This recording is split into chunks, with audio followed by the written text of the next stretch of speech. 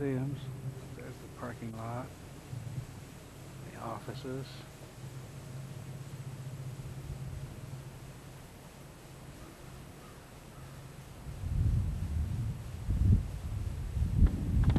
There's the reception center, ticket office, museum shop, etc.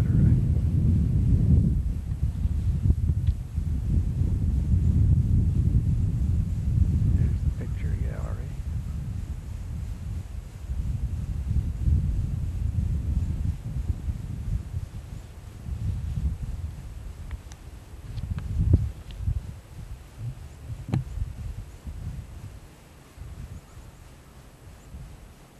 There's the American Indian Museum. There's the Shaker House down there.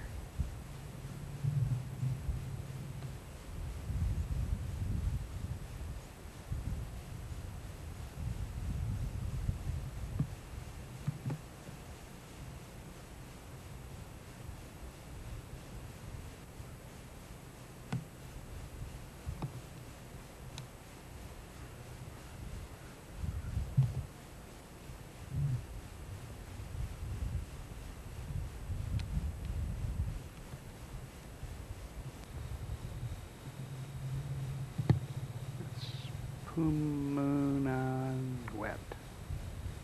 or He Who Shoots the Stars.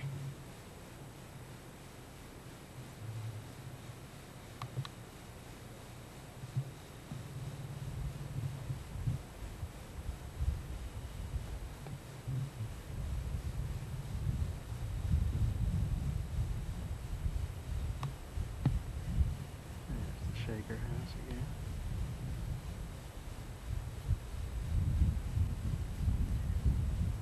This is a statue of Wopine, the dreamer.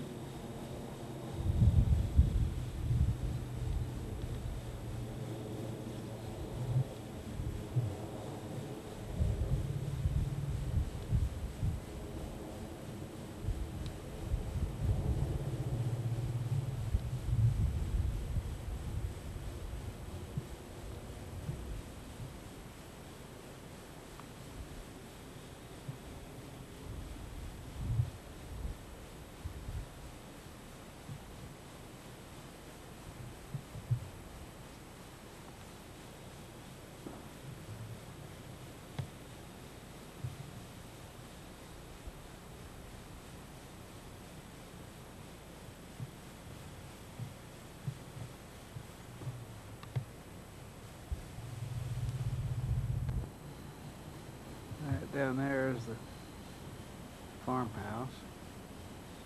Unfortunately, they won't let us take any pictures inside the museum, so we have to be content with the outside views.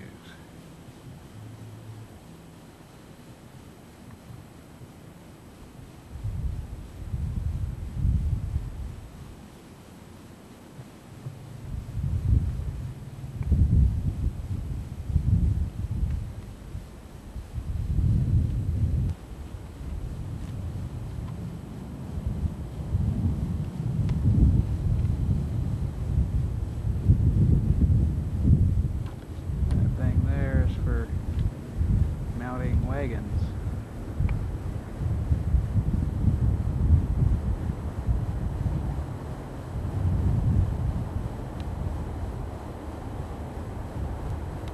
Beverly says, look at the birdhouse.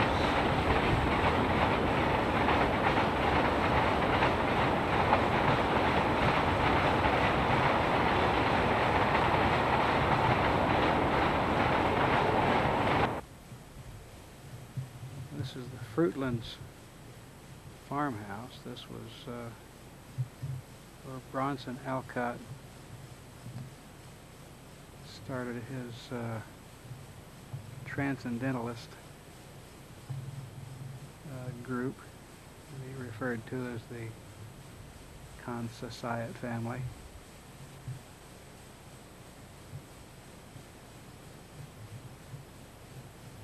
This obviously was also the home of Louisa May Alcott, who was Bronson Alcott's daughter.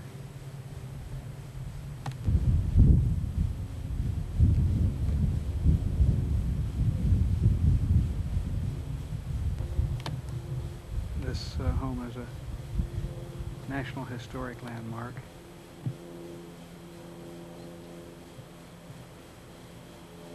The name of it was Fruitlands. The Shaker House and other things were obviously relocated or reconstructed here from not too far away.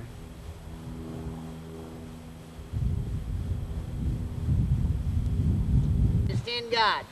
6 companies crossed over the bridge. When they came to the V in the road, 4 companies went to the left, out to Barrett's farm, where their spies had told them the Yankees had hidden their munitions. 2 companies turned right. One stopped halfway up the hill. The final company went to the very top of the hill where the brick mansion stands today. And they could look across to the very next hill, Ponkatasset Hill, where the Yankees were gathering. Now, the British were very, very nervous. They had drawn American blood just a few hours before at Lexington, and they were wondering what the Americans would do about it. The Americans, on the other hand, weren't at all nervous. They knew nothing about Lexington. They had a couple of barrels of cider and a barrel of Ursi, which is very hard air cider. They had bonfires going, friends arriving from the local towns, more friends, more firewood, certainly more cider. They were having a blast for themselves. Let me take you back in history just a little bit to bring you up to the moment of confrontation. Back in the late 1750s and early 1760s, we had a war here in the colonies called the French and Indian War. It's easy to remember. It's the only war ever named after both the losers. During the French and Indian War, the king had promised the colonists if they would drive the French and the Indians back into Canada, he would reward them by giving them the Ohio Valley, the land beyond the mountains where the soil is rich and deep and you can grow something besides the tombstones, monuments, and sidewalk bricks we grow around here. And the Yankees fought very valiantly, and they did indeed defeat the French and Indians. In fact, they even captured Quebec. But at the end of the war, the king gave the Americans their muskets and told them to go home. They not only couldn't have the Ohio Valley, but he forbade any further westward movement of the Americans. He was afraid he was losing control of the colonies. The Americans felt the king had broken his word to them. Within 2 years, the king was demanding the Americans pay for the war. The way King George looked at it, he said, I've emptied out my treasury protecting you from the French and the Indians. You ought to pay me back. And the way the Americans looked at it, this was the end of a long series of wars between the French and the English. The king had won himself an empire stretching from India to Gibraltar to the New World. Most of it in the New World bought at the cost of American blood. He had his empire, let him pay for it. So the Yankees refused to pay for the king's war. So King George decided to re-educate the American taxpayers. They do that every generation, right? Re-educate those taxpayers. He promised to pay all the bills in the colonies, all the officials, everybody from the local tree warden right up to the great and general court. The legislature here in Massachusetts would be paid out of the king's treasury if they would pay him some very minimal customs duties. And it would be a big savings in cash for the Yankees. And the king felt he could always raise those customs duties later on.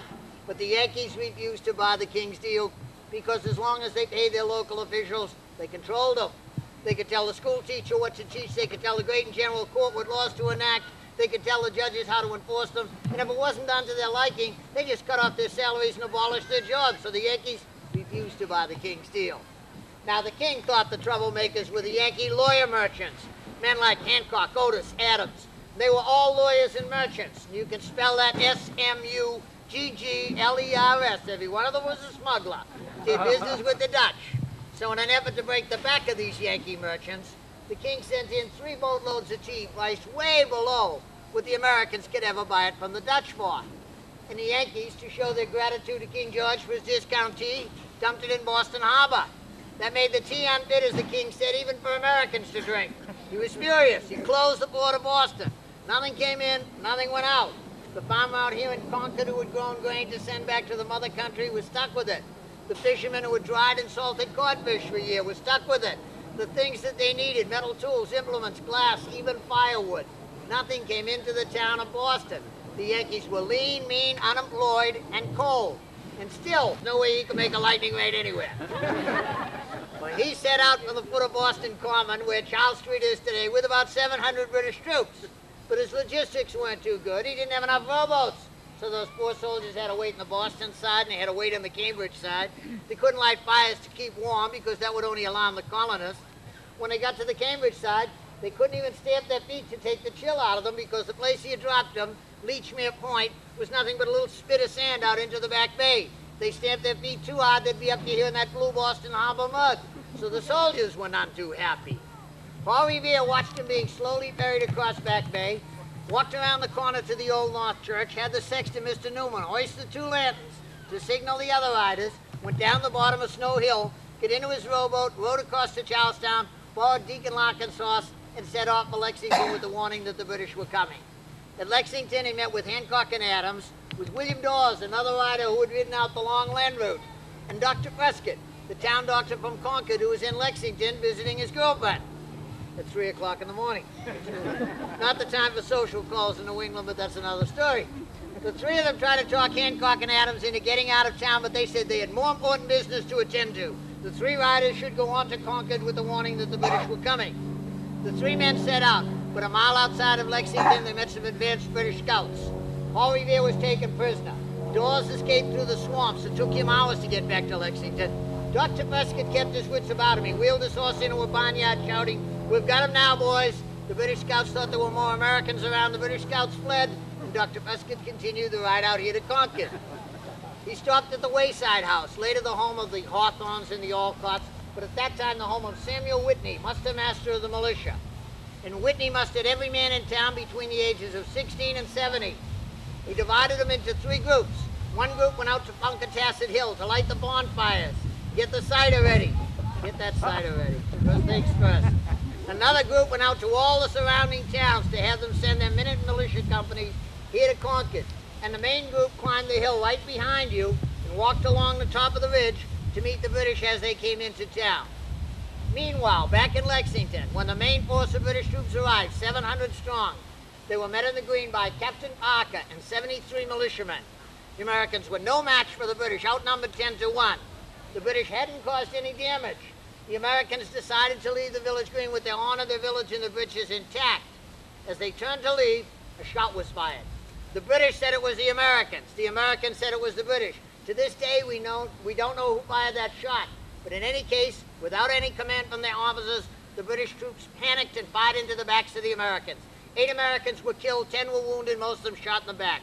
The Americans were furious. They sent riders all the way back to Boston and beyond, to Salem, Roxbury, and Dorchester, to tell them of the treachery of the British. They sent riders out here to Concord, but they came the long way around to avoid the troops on the road and to rouse as many towns as they could. It would be hours before the word reached Concord about what had happened at Lexington. Then the British set out at a quick march towards Concord, and as they entered the town, they looked up on the hillside, and they were the Americans.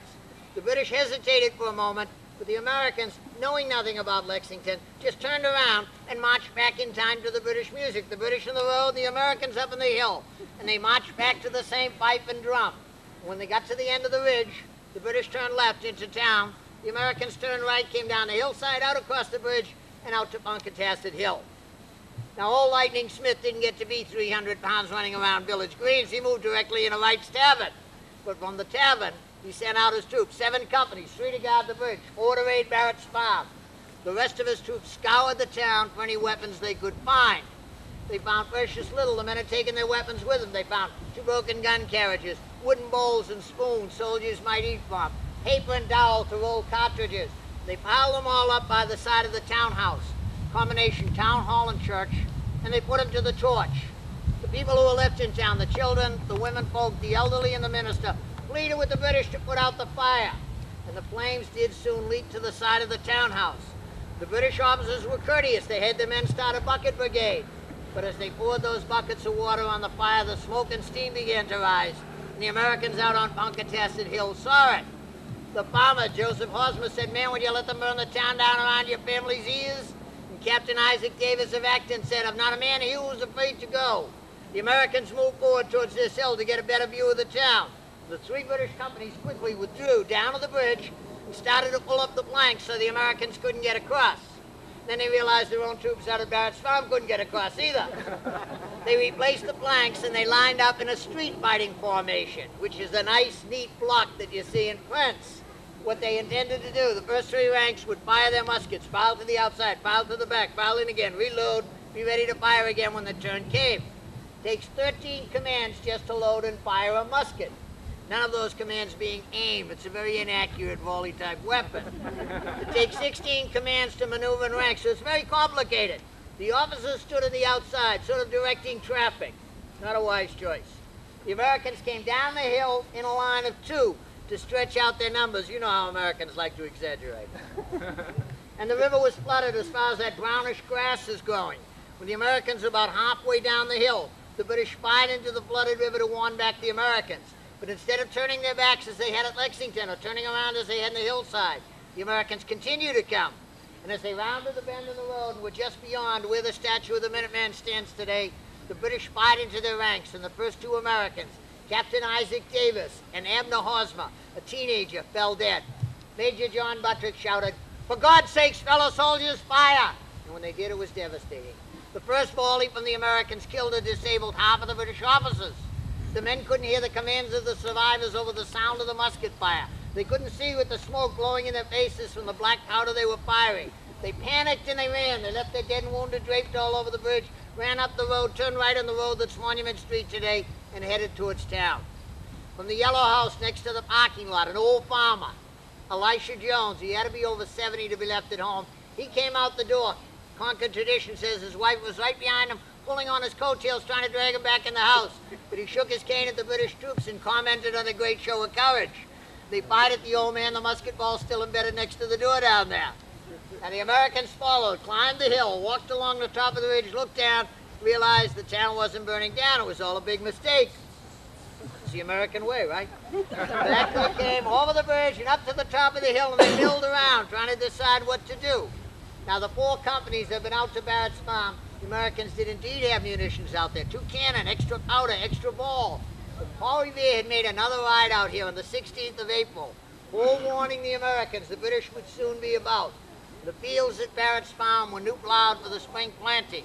They took the 2 cannon and the extra munitions, laid them in the furrows, and plowed over them. When the British troops arrived, they found nothing but the new plowed fields. So back they came, empty-handed. The Americans allowed them to pass by unmolested, and they picked up as many of their dead and wounded as they could carry, leaving only 3 behind them, went into town and made plans for an orderly retreat. Shortly thereafter, the Americans found out what had happened at Lexington. They were reminded by the agents of Hancock and Adams that what they had done here was treason. They knew what the penalties were. They would all be hanged, properties confiscated, homes and barns burned, families driven out of town, and if the whole town were found to be in rebellion, then the town razed to the ground. The Americans figured, might as well be hung for sheep as a lamb. Down the hill they came again, over the bridge, across the meadows, and waited for the British to begin their retreat. Every American was his own general.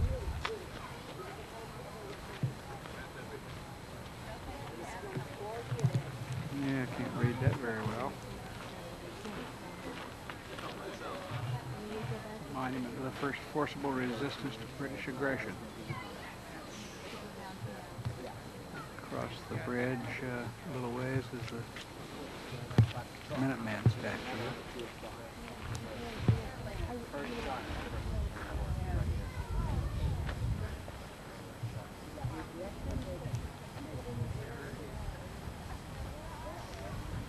And so what you're seeing here is a very unusual situation for a 1770 house. Usually you're going to find the older homes right along the main road, and what was the main road at that time. This house is set back unusually far from the road, and the reason for that was that's what the Emersons wanted to do. And that was a big decision at that time because you were taking on mud in the spring or any time of year for that matter now. And in the winter, you were taking on a lot of extra snow that you didn't have to bother plowing through. But this is where they wanted their house, and this is where it stands. Because of this, a lot of the thick window pane is original 1770 Palace, where you have baseball stars on the street, and the pebbles from the horses didn't seem to come up this far into the windows. So you have a house very much intact, and also a house intact even after the battle took place on the North Bridge on April 19, 1775, while the family was still in residence. So a lot of people like to think the British burned everything down, but they didn't. This house wasn't touched. And so Reverend Emerson was very much in support of the cause of the Minutemen, so much so that he resigned as minister in 1776 so he could go to Fort Ticonderoga, New York, as a chaplain, where he contracted dysentery very quickly. He tried to get back home again, but he never made it. He died on his way back at the age of 33. So here was Phoebe Emerson with 21 acres to farm with 5 little children and no income. And she did have some help. In 1842, right from your wedding in Boston, Nathaniel Hawthorne and Sophia Peabody Hawthorne drove out here, and they lived here and rented this house for the first 3 years and 3 months of their marriage. They left, the Ripleys returned to their home, and it remained in the family until 1939 when it became a museum. So you essentially have a one-family-owned house for 169 years, and everything in this house is about. So in this house, you'll hear this is the minister's chair. When he sat down, the tails of his coat went through the openings. The Leyland chair had a hole in the arm, and it was used mostly by women to sit and do needlework. And then over a wing chair that Hawthorne liked, you'll see another picture of Dr. Ripley. Everybody immediately goes to compare the two pictures, but really, if you look over the top of his head, you'll see a dark shadow. It's more interesting just to look at that one. And then something coming down the back of his neck that doesn't quite fit into the picture.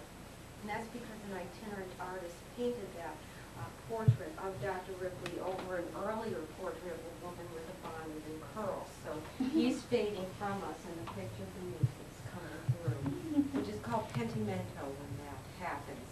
You can't really prevent it. You can slow it down by keeping it in a shady spot, but it just goes on anyway.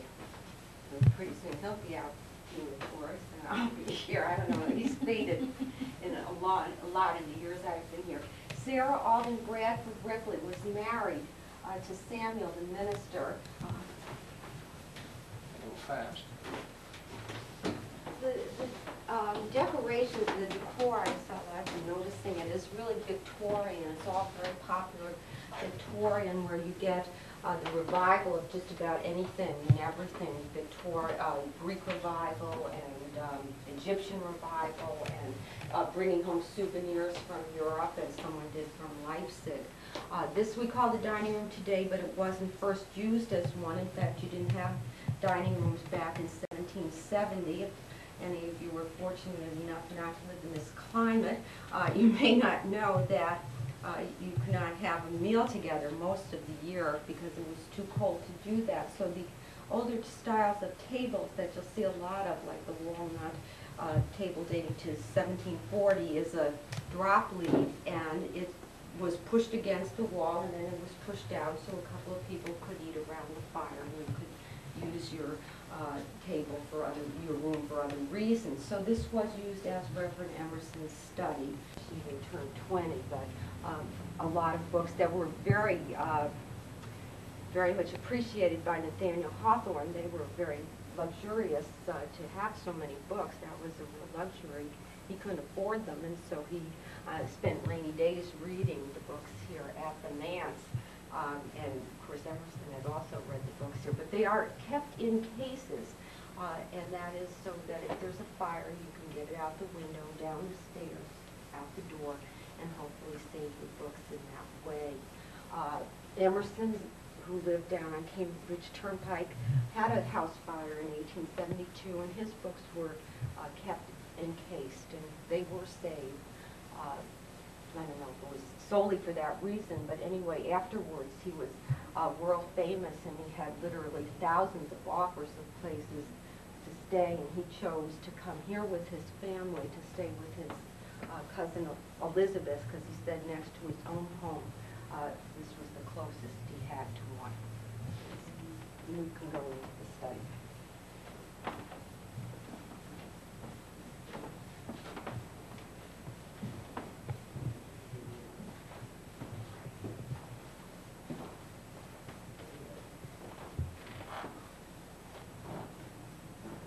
Then on Hawthorne's death, he had two bookcases on for the way closet.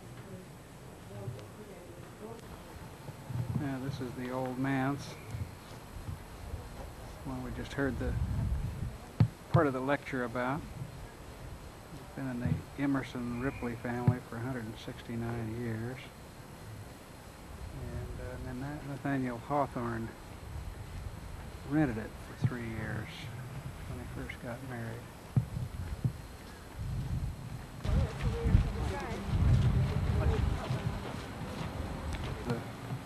Where this is located, it's right over there is over that direction is the bridge, and you can see the battle could have been seen from the upstairs window. Sit just a minute.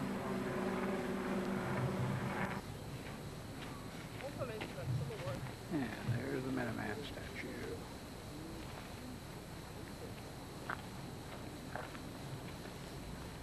There's a more famous one erected to the center.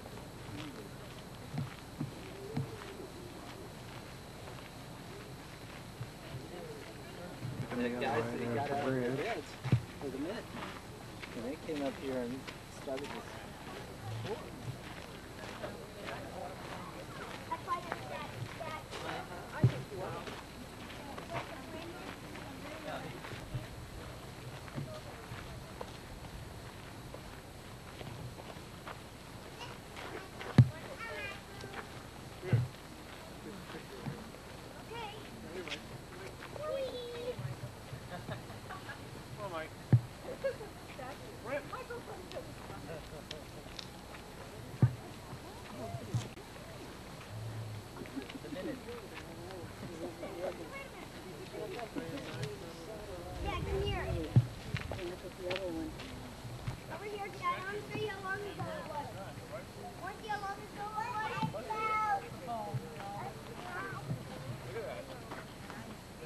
How long ago it was? It was this long ago. It was that long ago. This is the KOA campground we spent 2 nights in. Last night, tonight. Maybe 3 nights, who knows? Huh, what? I thought you were talking to me. Pardon? I thought you were talking to me. Oh.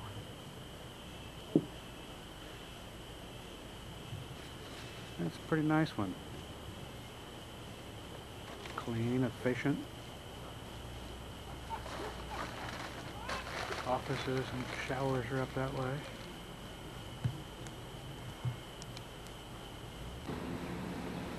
Here we are in Salem. We're just over at the House of Seven Gables. Take a picture of that a little bit later.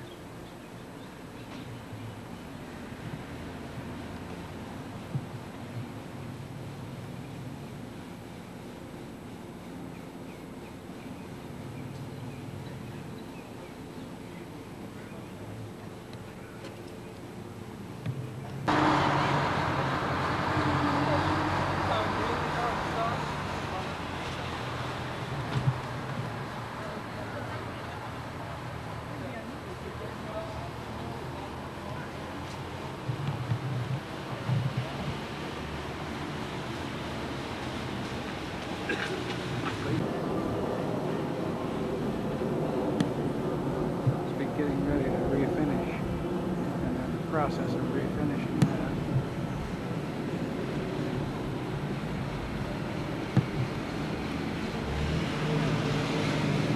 In a Pig's Eye restaurant.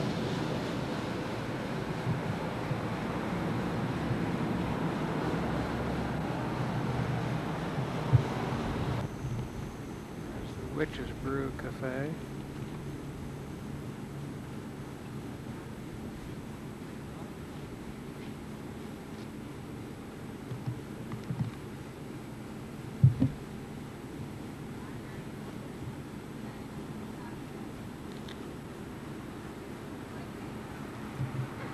Most of the streets are pretty narrow. There's the harbor down at the end of the street.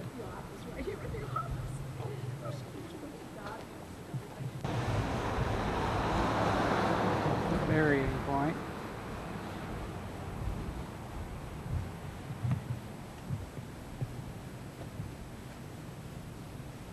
Justice John Hawthorne was an ancestor of Nathaniel Hawthorne.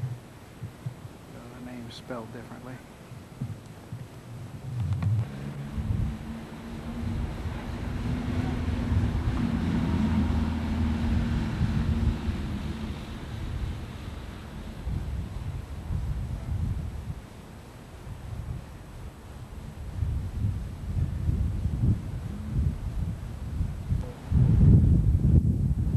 Taking good care of him.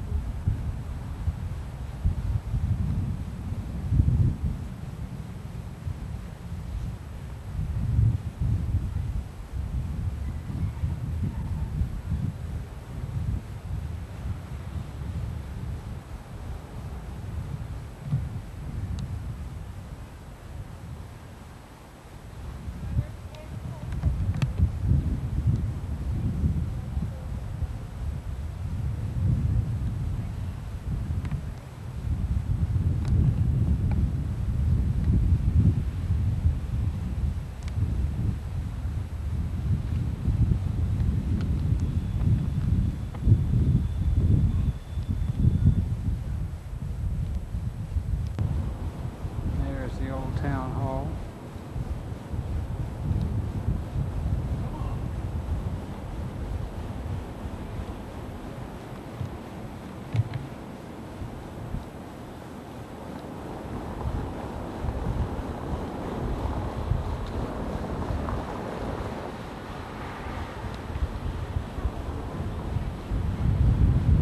Salem Marketplace down that way. Old bookseller. American Marine Model Gallery.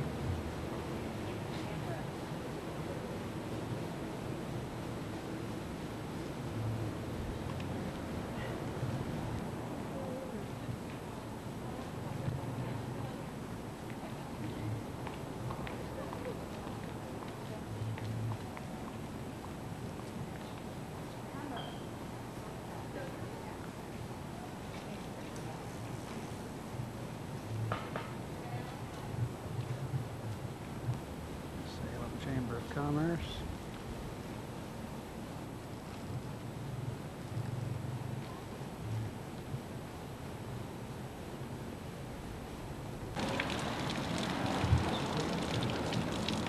Townhouse Square Fountain.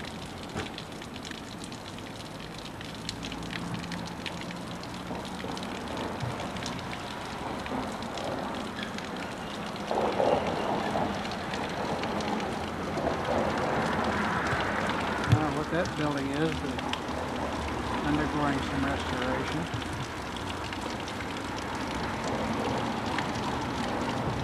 Wick House here.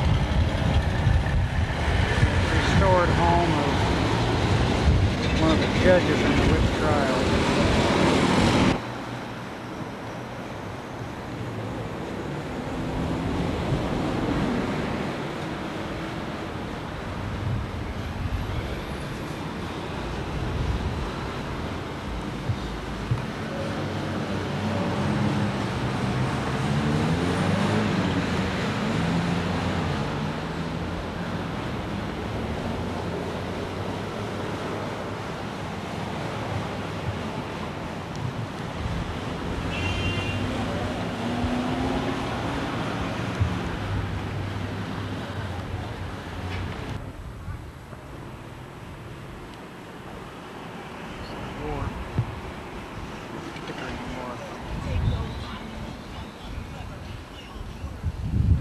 Part of the National Park Service, this patch in here.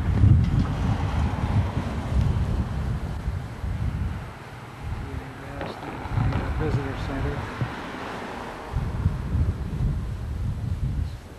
Customs house here.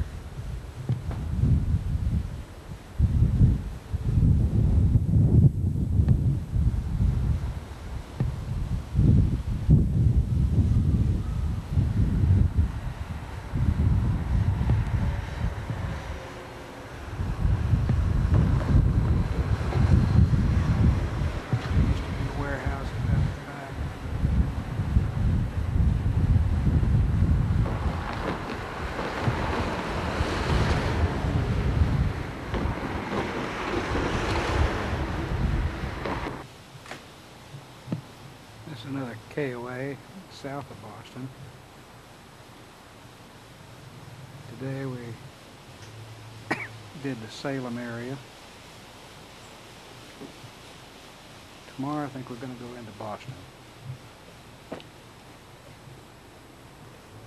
It's a pretty nice KOA. Can't see it, but the office and showers are pretty close.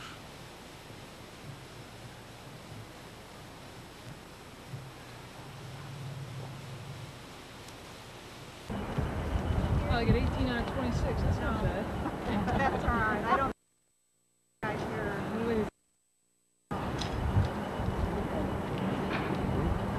How many more?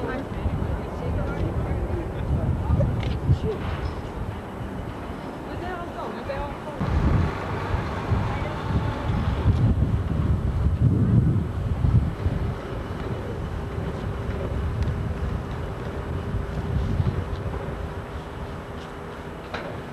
Very first one was the Constellation, and that's in Baltimore, Maryland. It's being kept up by private funds, but it's still out there today in the water. The Constitution is by far the oldest battleship afloat in the world that's in the water. See, that's the distinction. The oldest battleship in the world in the water. So the Constitution, again, was launched across the river in 1797, and remember about sleeping, waiting for the turn to change and their turn to serve. And they had quite a bit of water, and when that was out, they had to rely on their rum and their rations. This is the USS Constitution.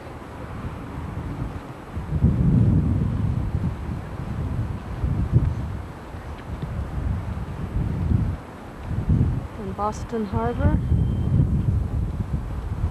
A little bit of the skyline here.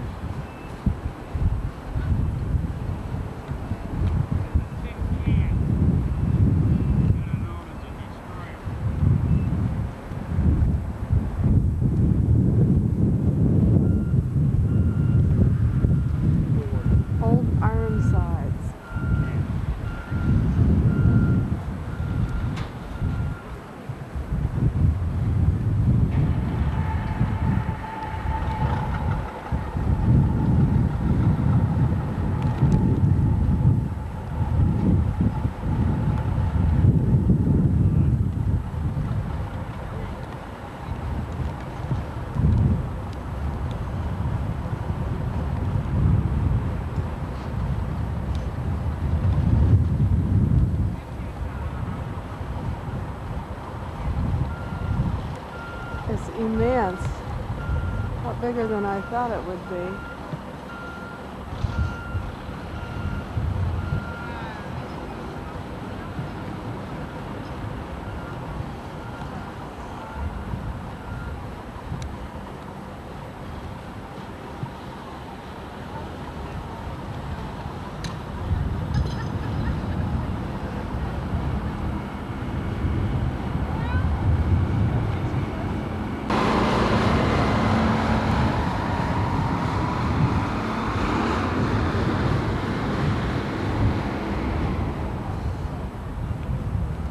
Lots of tours.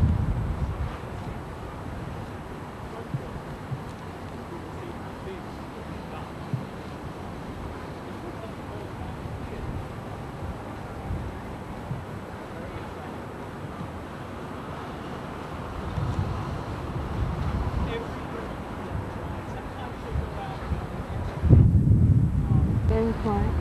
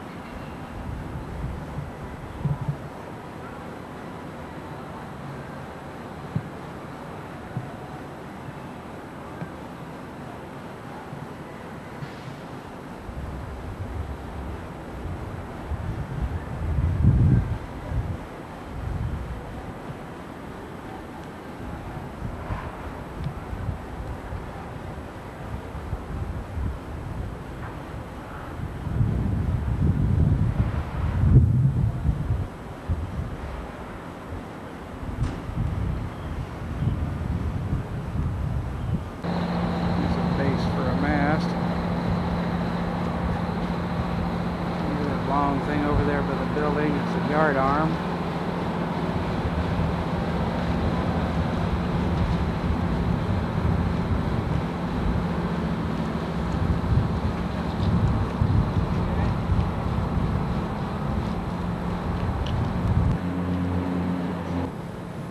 This is the first dry dock ever built.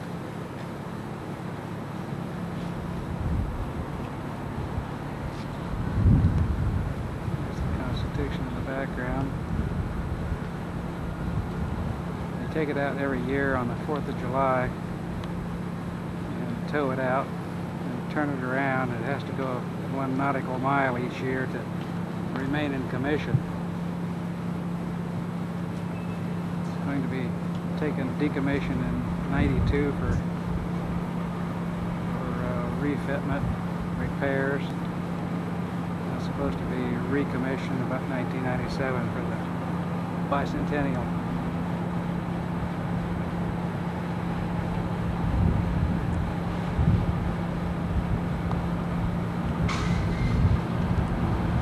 Here's another view of the Constitution.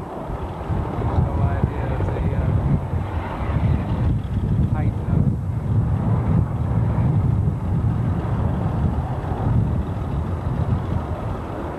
shipyard galley. And over there is the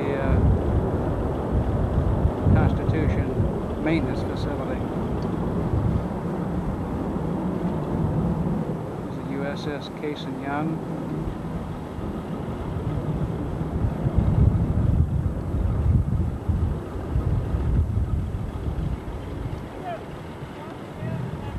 This is one of the Navy ships docked on the other side of the dock from the Constitution. I'm kind of standing out on the end. Constitution's behind that building there. You can see the top of it. This is part of the Boston Harbor line. Can't show you all of it because of the way the sun is.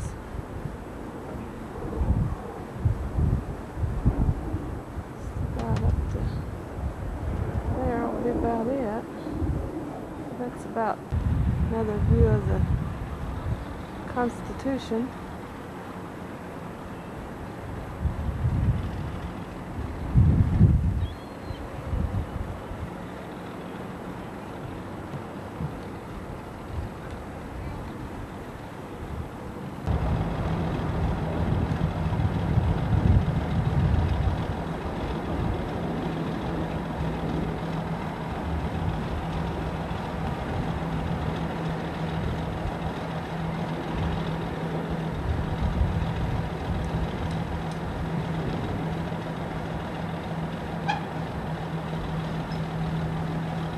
And there was a brother-in-law of Prescott under the command of the British officer. And this British officer turned to him and said, "How do you think the men up there will fight? What do you think will be their plan?" He says, "I can't speak for the whole regiment, sir, but I know that Prescott will fight you to the very gates of hell."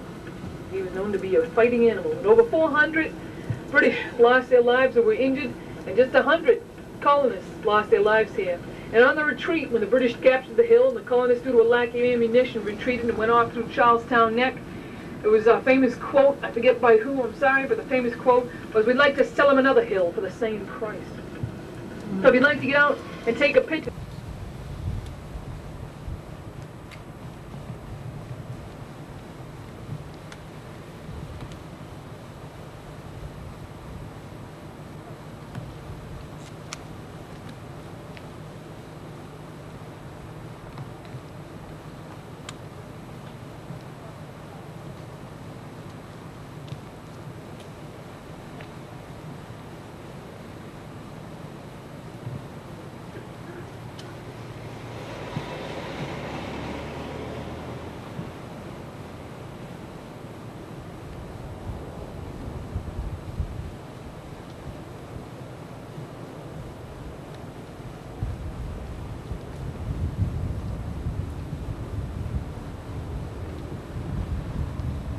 This is the old North Church from the back side. Get the front side in a little bit.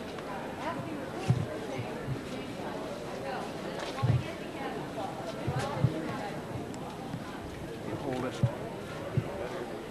church structure in the country. Sorry, in Boston. There's Old North Church.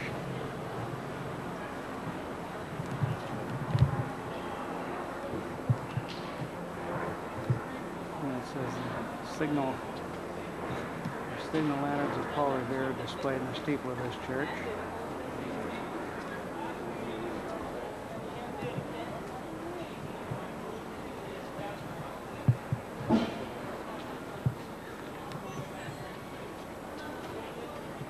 They still hold services here. Videos were not allowed in the church, unfortunately. Very nice church with the enclosed pews.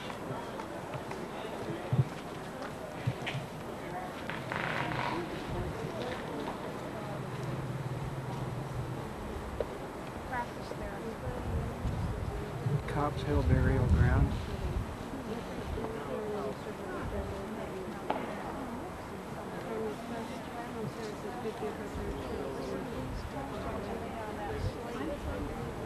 British soldiers used this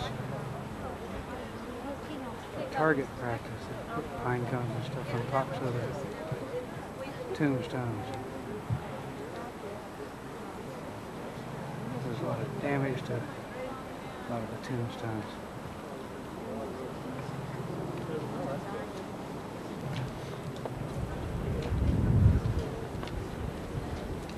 The second perilous building in the world, or home in the world.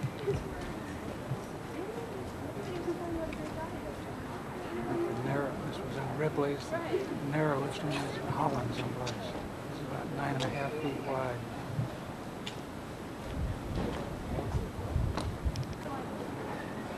Are we done? We're done.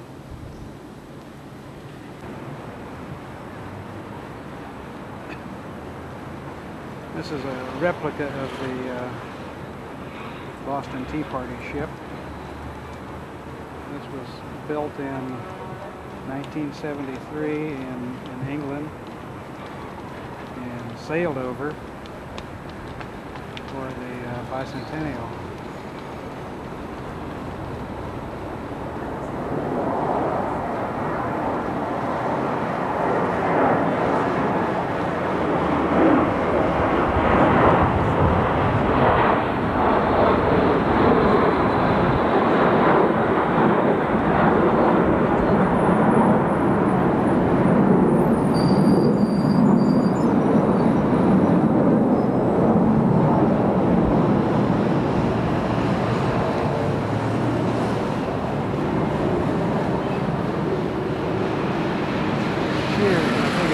Three cheers. I don't think that's the cheers.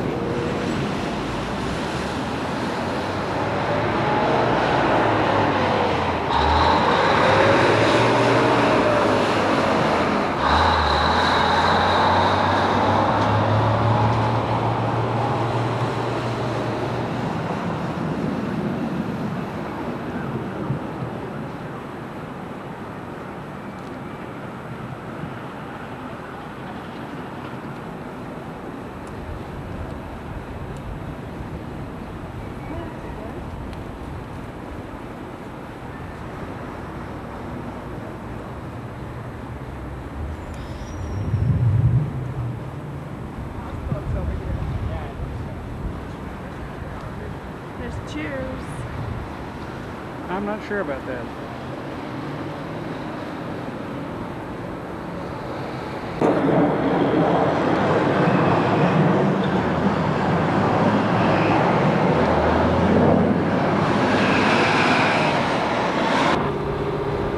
The other side of the wharf from the Tea Party ship, Griffin's Wharf. Those cases are intended to represent the size of the crates of tea that were destroyed.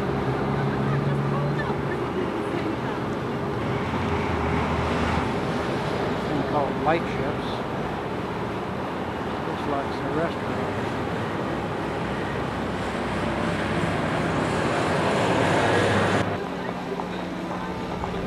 Part of Market Street. This is South Market.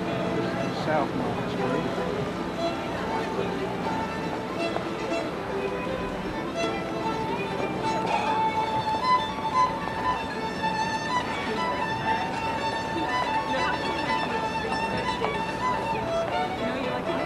Heck of a way to make a living, huh?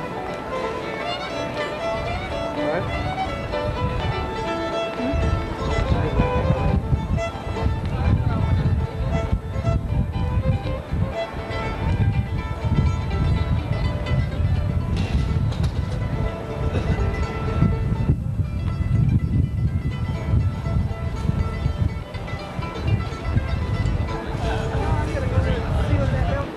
Quincy Market Building.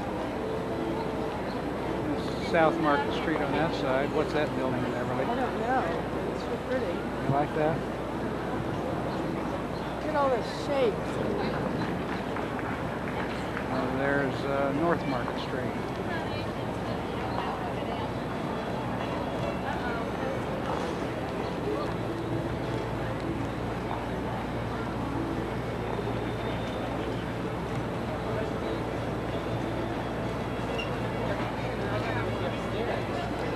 South Market Street building and the Limited. They really wanted me to be sure and get a picture of the Limited myself. This place is called the Cradle. Cradle of Liberty.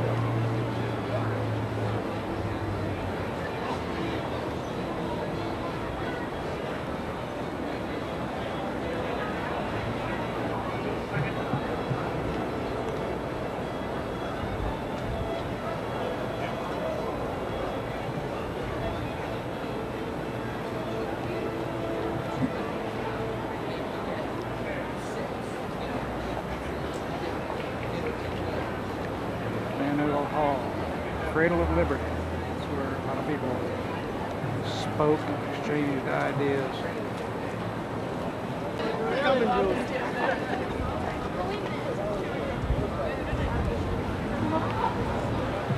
Buildings are extended out quite a bit by these canopies, and they've got all kinds of food, booze, and whatnot in them.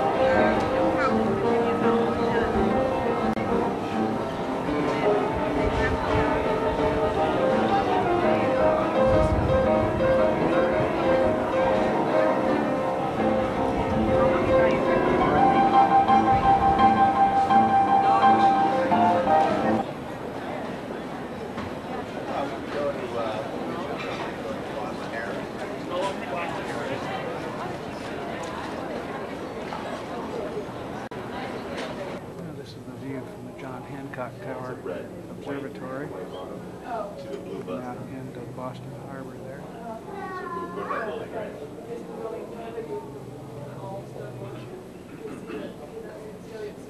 And there's the Common. That's the far part, I believe. Oh, there it is. Oh, it's on this The near part is where the back bay was filled in. I think that's St. Charles Park or something like that.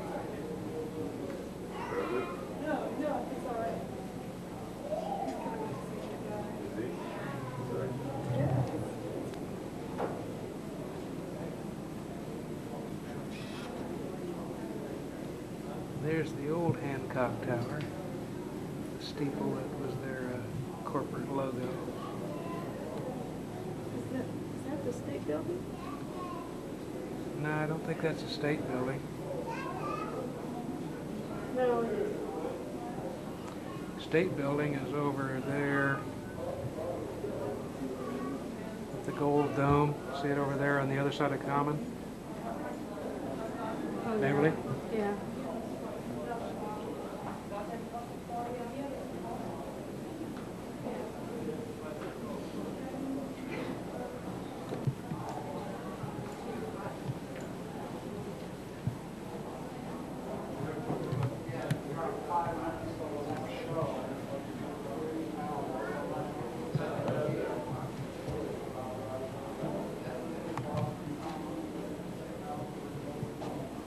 That right at the end of the little bay is the Museum of Science. Yeah, that's what American Museum. There's Logan Airport sticking out into the harbor.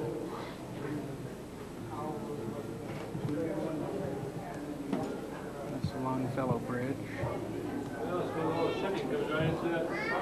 Yeah, right.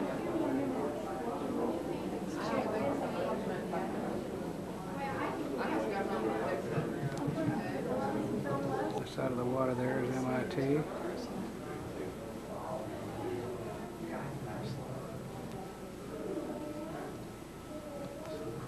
It's hard to realize that 200 years ago, over half the streets below were underwater. For the next few minutes, let's imagine that we're back in the year 1775. Were we to descend to ground level, right here at the foot of John Hancock Tower, we'd be in the middle of a tiny marsh. The town itself was built on almost an island called Shawmut Peninsula. The narrow strip of earth, Boston Neck, is our only connection to the mainland. In 1775, Boston already is an old town. It's been about 150 years since John Winthrop moved over from Charlestown to avoid the mosquitoes and seek better water.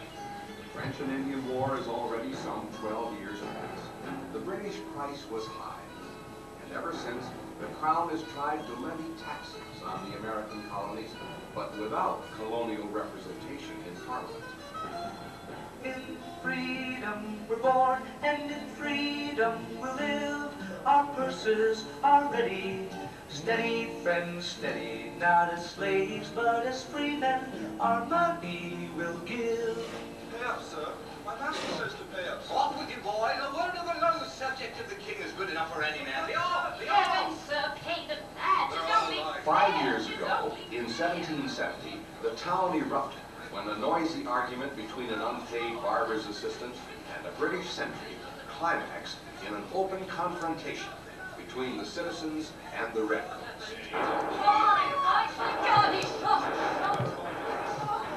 5 were killed in the Boston Massacre. Among them, America's first martyr to freedom, Crispus Attucks. Unhappy Boston, see thy sons deplore. Thy hallowed walks be smeared with guiltless gore. Hostilities had continued. 2 years ago, in 1773, the King's ministers in Parliament showed their talent for making mistakes once again. The Tea Act not only gave a Crown corporation, the East India Tea Company, a complete monopoly on all tea shipped into the colonies, but gave it the right to sell the tea through its own agents with a tax built in. I'll not drink this, sir. Nor will I. Nor will I. Cutting out the Boston merchants was not a good idea. All right, pernicious brute. Neither was the tax. Gentlemen, gentlemen, order, please. To the work.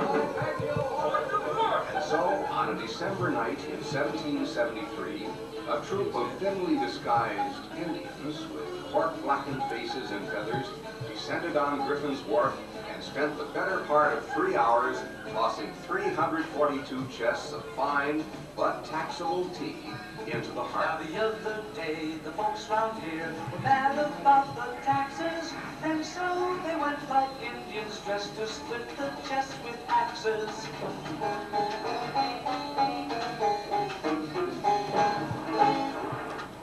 Boston's punishment was swift in coming. Parliament passed the Intolerable Acts.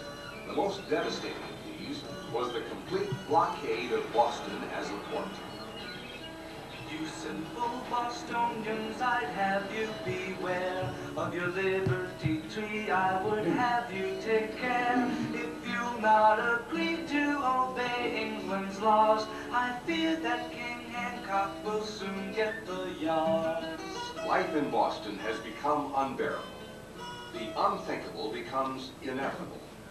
Here and there, colonials begin amassing stores of powder and munitions.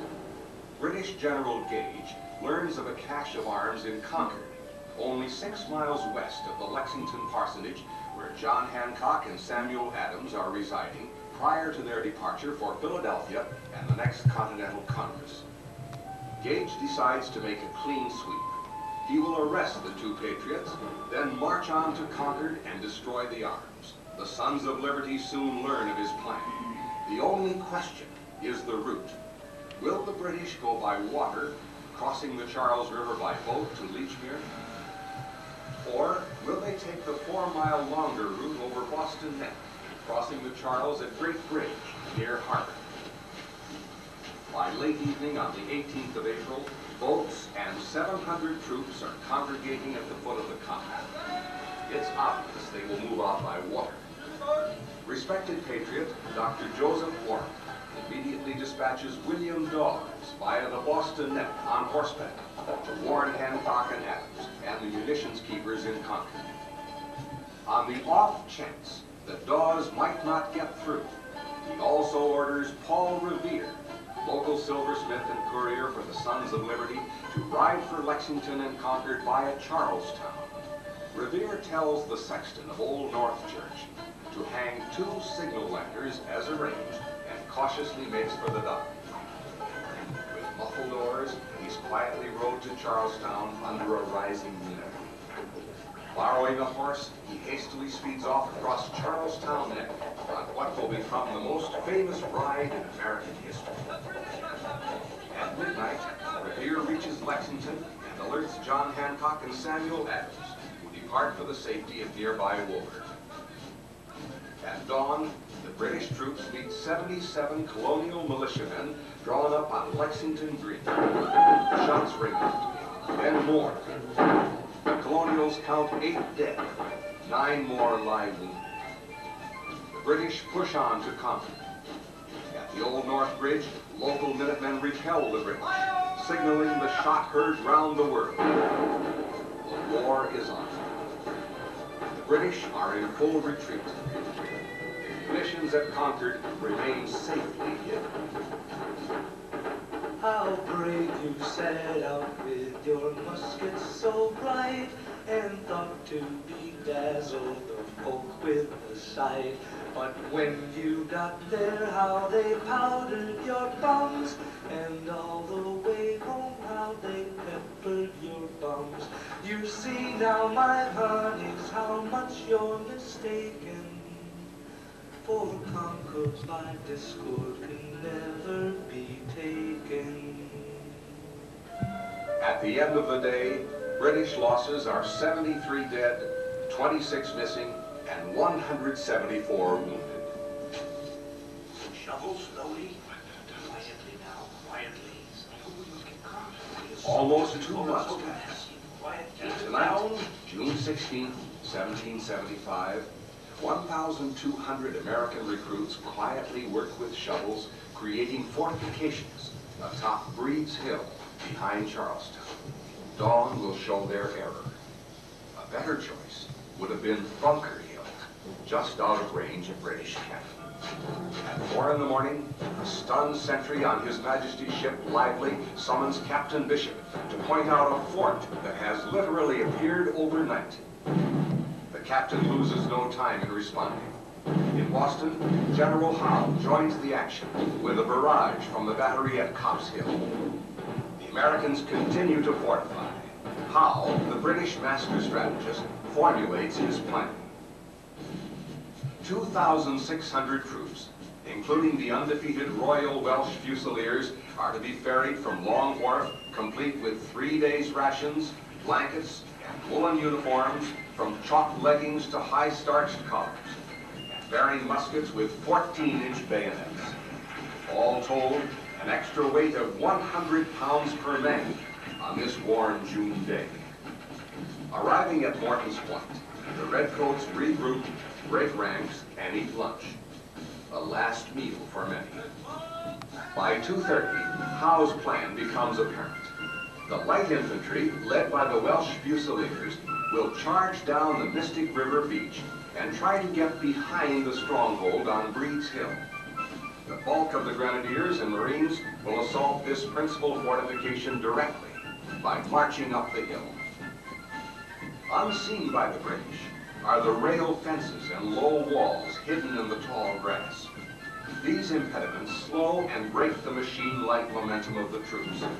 Their left flank catches unexpected fire from rebel snipers secreted in Charlestown. Howe then orders Charlestown razed by incendiary shells fired from the fleet and the Copp's Hill battery.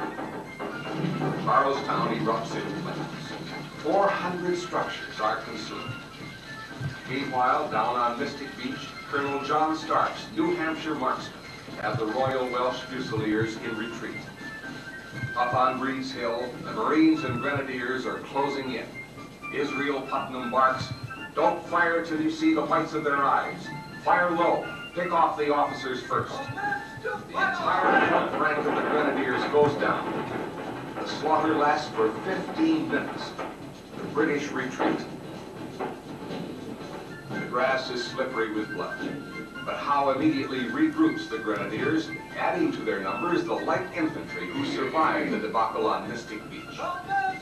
Again, the same terrible fire bursts from the fence, a steady hail of destruction. Once more, the British falter and fall back. The retreat looks more like a rout. Howe is desperate. The battle which was to solidify the British position in Boston is turning to disaster, one that will ruin himself and Gage. Howe orders his men to strip off their heavy packs and coats. He will mount one more attack. This time, the consolidated force will be directed against the redoubt on Breed's Hill. In this fortification, Prescott has only 150 men left and virtually no powder. Instead of shot, his men are using bent nails and bits of rock. This time, the British break through the American lines, sweeping into the trenches, bayonets plunging with deadly precision. Dr. Warren goes down, shot through the head. The Patriots, greatly outnumbered, fight frantically on. Prescott orders retreat towards Charlestown Neck and the safety of Cambridge. The British have won the day, but it is a bitter victory. General Howe has lost almost half of his force, more than 1,000 men. Colonial General Nathaniel Greene quips savagely, "I wish we could sell them another hill for the same price." Such stalwart Whigs I never saw. To hang them all I'd rather. Their cursed skill with musket balls sure causes such a bother. To yield the height at Bunker Hill, they made us pay full dearly, and how will not forget the day they used us so severely. Though the British continue to hold Boston for the rest of the year, General Washington and his colonial army ring the city. In the dead of winter, and in need of cannon to press a siege, Washington dispatches former Boston bookseller Colonel Henry Knox to Fort Ticonderoga, 300 miles west through the wilderness. His assignment, to drag 32 captured cannon and 14 mortars back to Boston. Knox succeeds, and in yet another night-covered maneuver on March 5th, 1776, 2,000 men and 300 wagons moved silently over a pass strewn with hay, carting a prefabricated fort and artillery to 2 locations atop Dorchester Heights. Washington's cannon are now in range of the British fleet, Boston Neck, and Castle Island. Dawn's first light again reveals the cunning of the colonials to Howe and the British. At first, despite the lesson learned on Breed's Hill, Howe decides to attack. But a sudden freak storm blows up. Landing troops is an impossibility. And when it is over, Howe's only choice is clear: evacuation.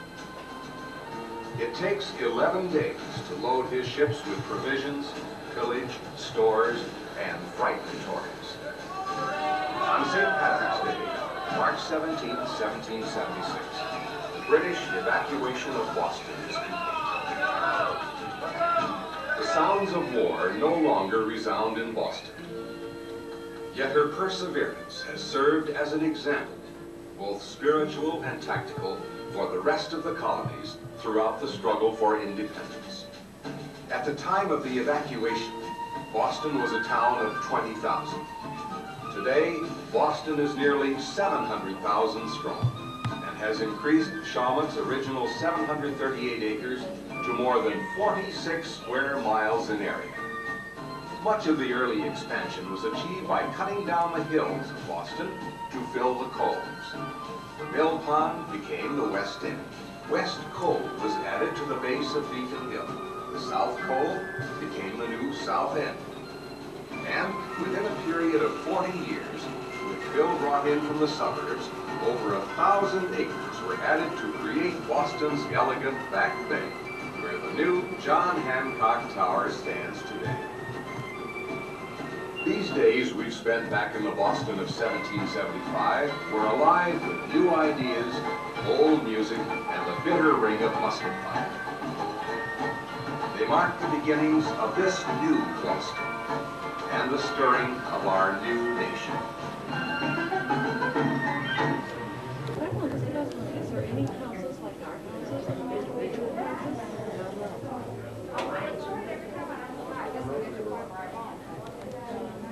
It could be someplace. And in that round dome, Harvard's further down, you can't see it. But that dome there is where MIT is. If you cast your eye to the right, you will see a bricks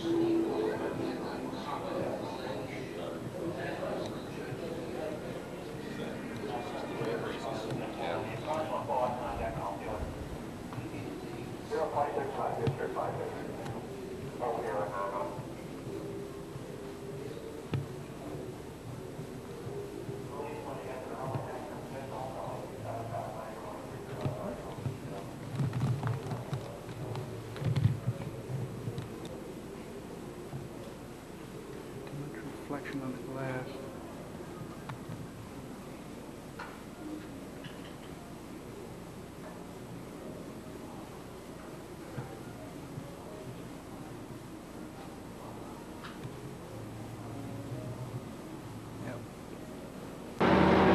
Big place.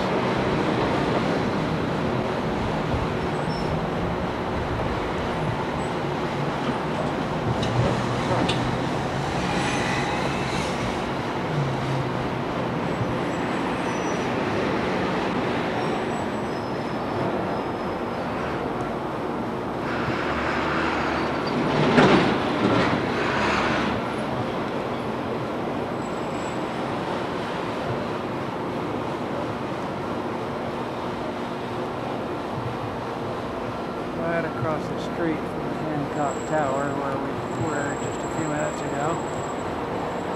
60 floors up.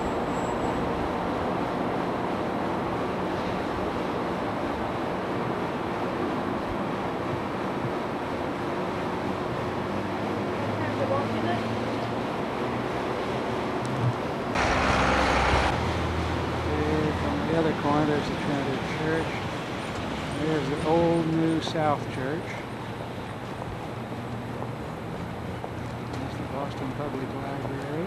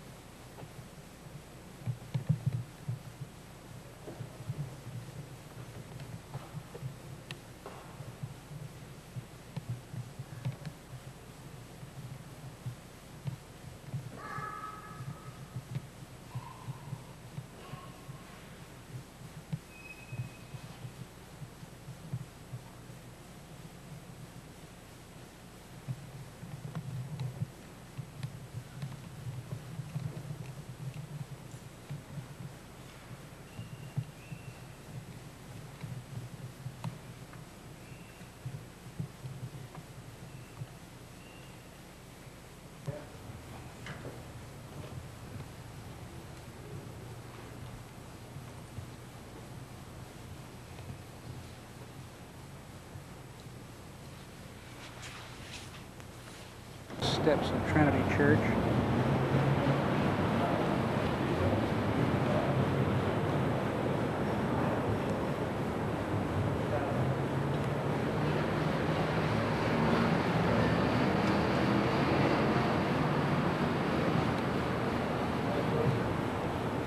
Another view of the new Old South Church.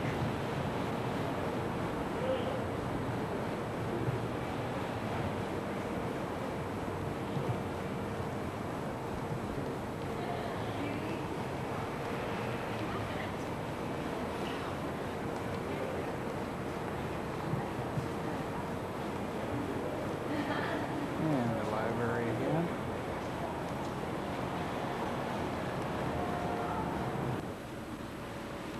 This is the Longfellow House. It's confiscated and used for Washington military headquarters during the Revolutionary War. Later, Longfellow bought it, raised his family there.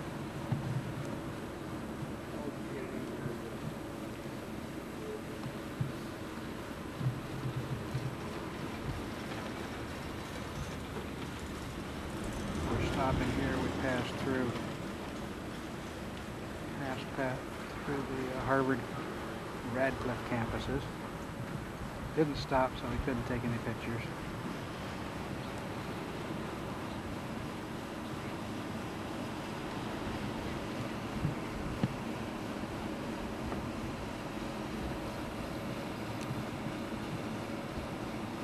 I don't think I got you through the glass, so I'll get you Give right me now? Yeah. All right. Say something really impressive. Okay, but you have to point it at me, right? It Say, is. Hey, welcome to Boston. You're going to park the car in Harvard Yard here in Cambridge today. How come we didn't? No parking. He was famous for his ballad style of poetry. He was born in Portland, Maine. He heard a story recited to him about, from Arcadia, an Acadia love story. It's the Cajun love story, and he rewrote it, and it was known as Evangeline. And there is a statue in Maine dedicated to Longfellow because of that. But he was also famous for writing The Tales of the Wayside Inn, which the Midnight Ride is a part of. Also, Under the Spreading Chestnut Tree, where the village smithy stands. Strong and mighty man is he, with broad and sinewy hands. Well, the chestnut tree just up the road a piece was cut down to make the road wider. Much to the protest of the neighborhood, Longfellow and made the school children. The school children chipped in and bought all the wood and had it made into a chair. They presented it to Longfellow because they so dearly loved his poem, and it inspired him to write From My Armchair. On the front right of the house, on the first floor, he had a standing desk as well as a sitting desk. These are our fellow tourists. And there's our bus.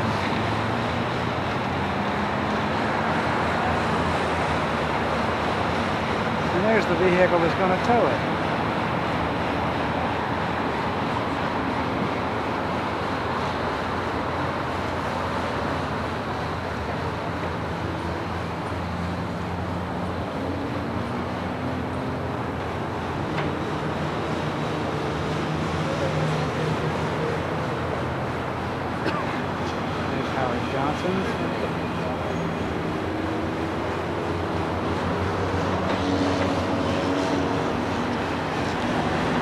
Well, it's now 6 o'clock. We've been here since a little after 3:30. I think that there's a bus coming.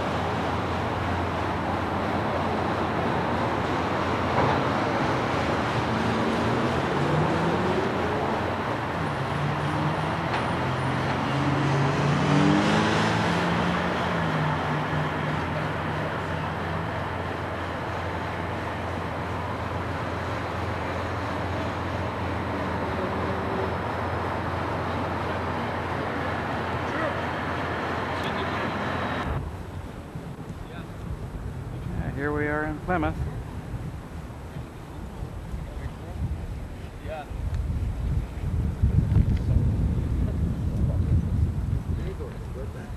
No, he went down.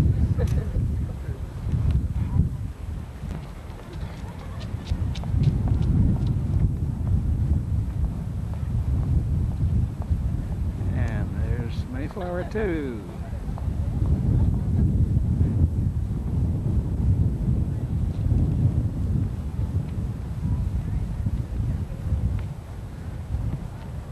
Would you mind moving, sir? What did you say, Dina? In the background is the rose. I'm not sure of the significance of it.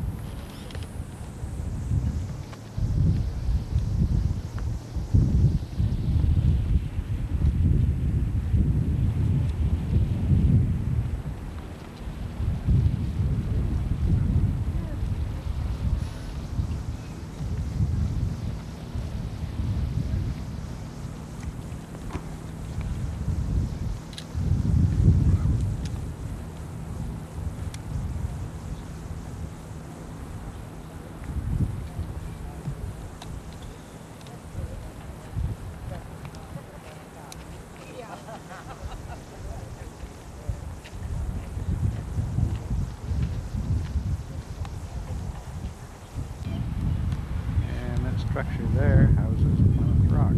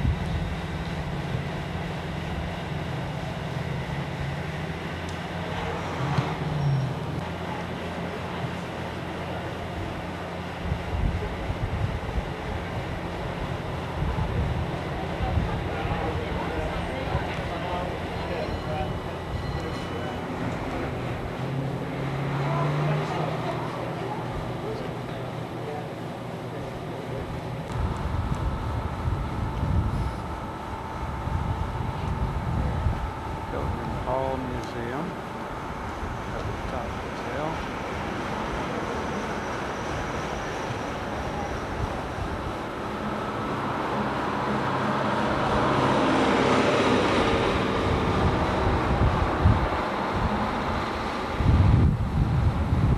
There's the statue of Massasoit. Walk out there and get a better picture of it. Carrie, will you get coffee some leaves for me? No, I mean just the shoes. Oh my gosh, she's wearing pilgrim shoes. I've got to make coffee for Jessica too. Here's shoes, I can feel his toes. You can't. You guys, she's trying to take a picture. I know you guys are in the middle. Joanna, move, she's trying to take a picture. Oh, sorry.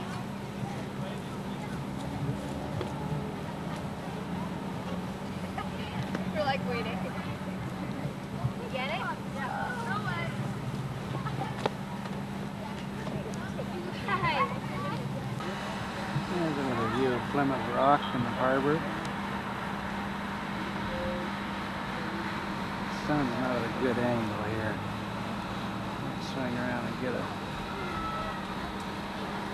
much of a view.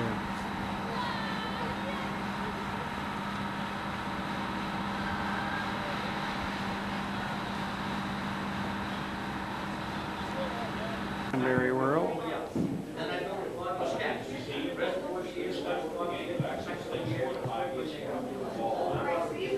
Kind of implements for picking the berries.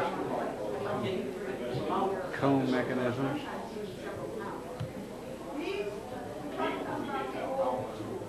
This is a weed. on the leader sticking out of that pond. Just as there were many kinds of fish, each row had its own type of fish were very different. Now these funny little things hanging up here were absolutely necessities for a cranberry grower who was going to propagate a new variety. First thing, 8 inches long. Take those line cuttings and make them into a shape of a V, and take this tool, which we know is a dibble, put that little notch in, right in that V, and push it down so that the V part was down in the acid peat soil where it would root. Now this took a long time to plant each vine. Here we see a lady. She's dropping the vine, and this one's planting. As the years went on, lined up right down in front of the 7 diagonal boards. One right under the other. In front of each diagonal board, is a barrier, and we have a big machine that's 4 inches high. And that is in front of each diagonal board. As the cranberries come into the machine and hit this diagonal board, Demonstration here on sorting cranberries. Bounce. Good ones bounce. All right, ladies and gentlemen, you are looking at a diorama of a typical modern Massachusetts cranberry bog. You go. Tell me what you're going to learn, something exciting, something new that's happening.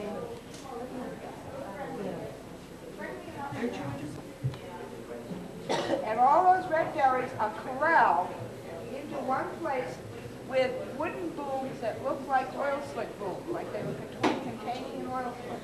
And they gather them all into one corner where a conveyor belt is back down on, and it picks up the cranberries and lifts them up and takes them and puts them in an 18-wheel dump truck. The great big truck is perforated so the water runs out, and off they go to be processed at the processing plant. Now, the advantage of wet harvesting, there are a couple of them. One, the vines have been soaking in water overnight, so they are a little bit spongy. The vines are brittle when you're walking in your dry harvest. These vines are spongy with less damage in the bog. Secondly, you get more of the berries off the bog because all the berries will float. Whereas in dry harvesting, you cannot go too close to the edges of the ditches, so somebody has to go back and do those by hand. Some berries are apt to spill out from the boxes or the field bags. About 80% of our berries now are being wet harvested. One disadvantage is that wet harvested berries are only used for processing. They become juice or sauce. Because where they are soaked in water overnight, it reduces or diminishes their shelf life.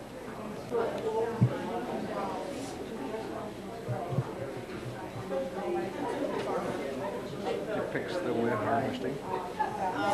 There's beer and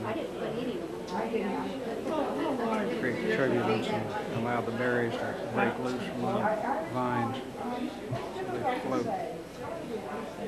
Collect them and corral them. Showing all the ocean spray products.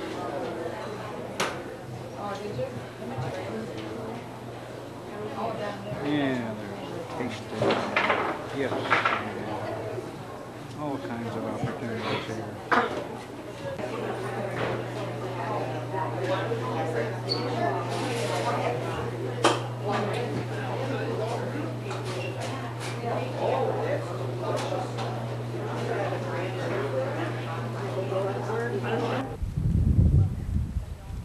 Here's an example of a cranberry bog right outside of the Cranberry World building.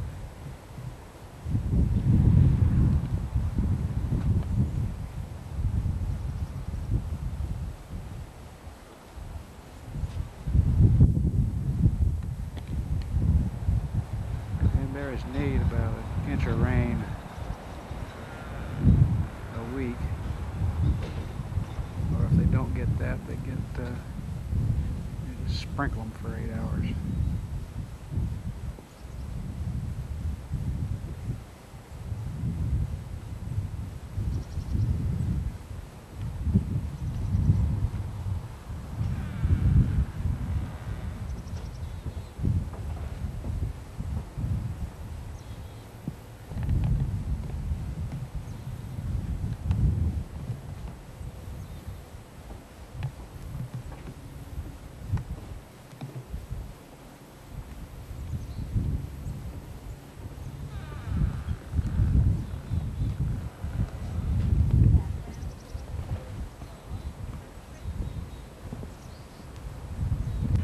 Now here are some real cranberry bogs.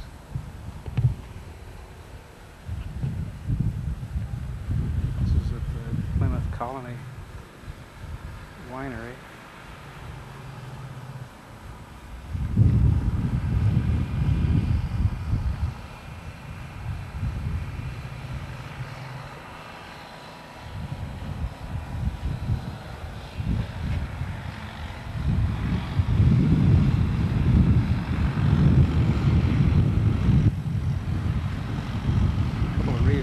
Built like they are. They flood them during the winter to protect the vines from severe cold, frost. If there's a frost warning, they'll sprinkle the vines so that they are protected from the frost. Also, of course, they flood them if they're going to wet harvest.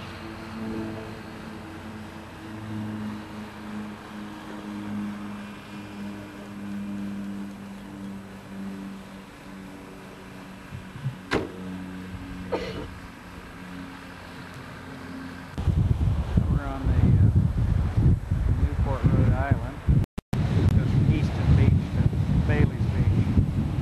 I don't think we're going to do that today.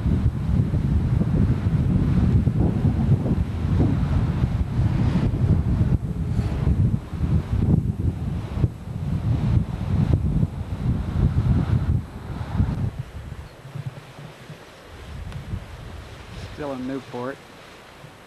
This is one place along the cliff walk. We're not walking it, we've stopped. This is at the 40 steps.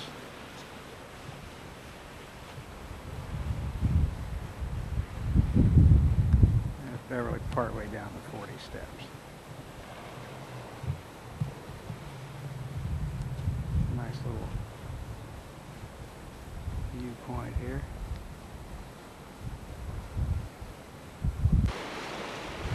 Now it's the bottom of the 40 steps. Nice rocks.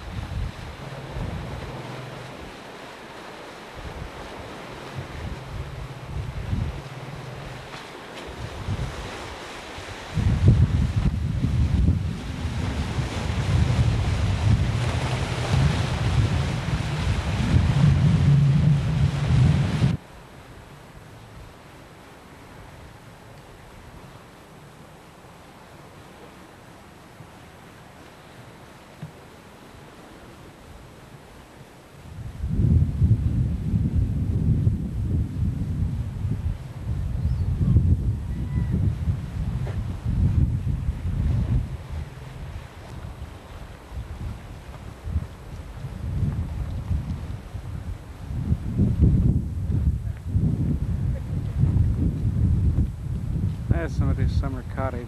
Beverly thinks it's the Breakers, but we don't really know, do we? It's called the Breakers. I will look it up, so we'll know later.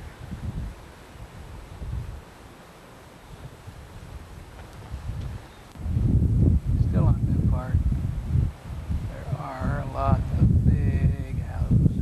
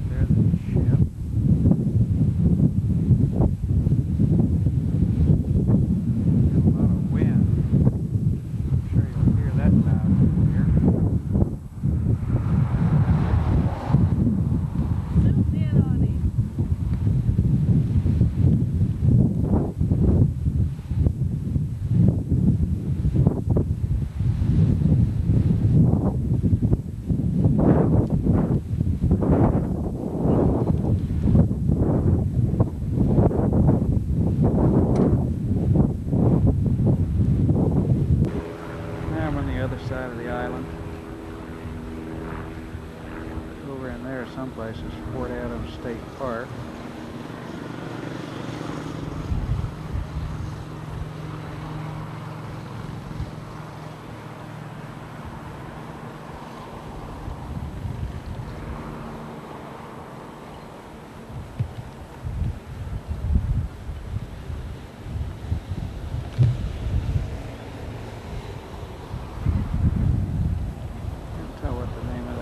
Obviously a cruise line of some kind. There's the Newport Bridge.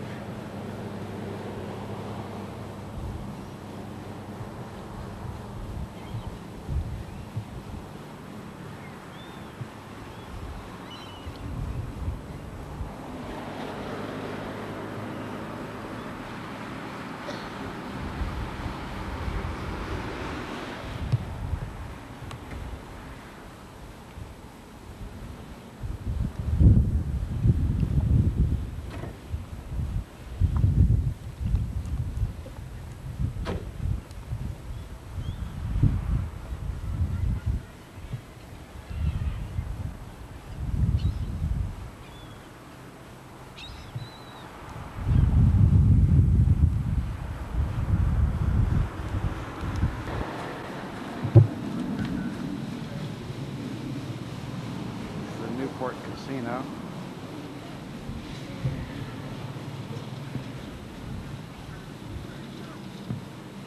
Home of the International Tennis Hall of Fame.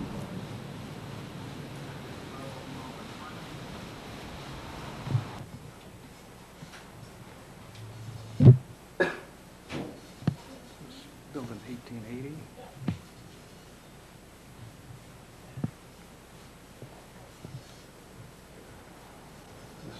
Museum.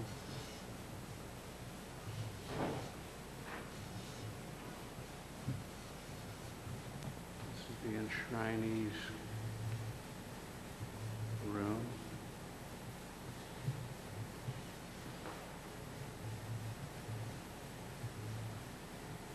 There are 13 grass courts here. This was the home of the national championships, the predecessors of the U.S. Open until 1915.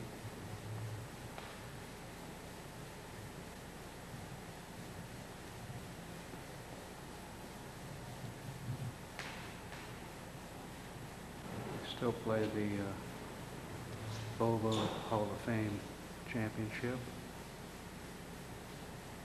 and the Virginia Slims of Newport.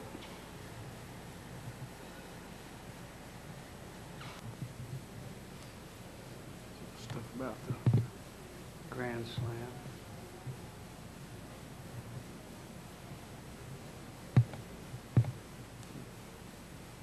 Famous tennis rackets.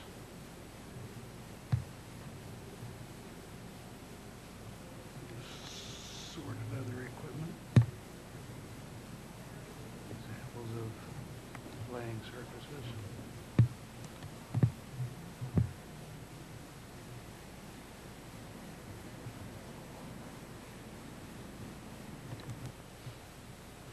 Card room.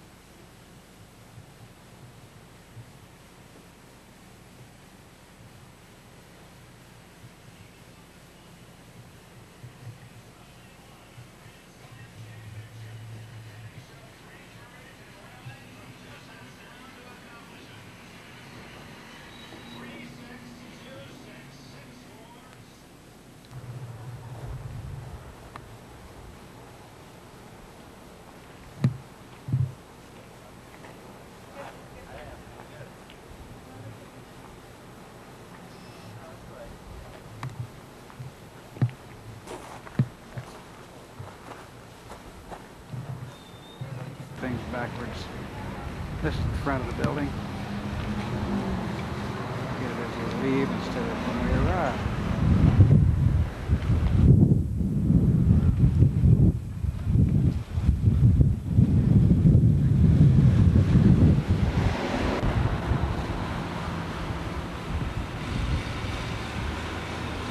There we are, just getting ready to go into Mystic Seaport, Connecticut.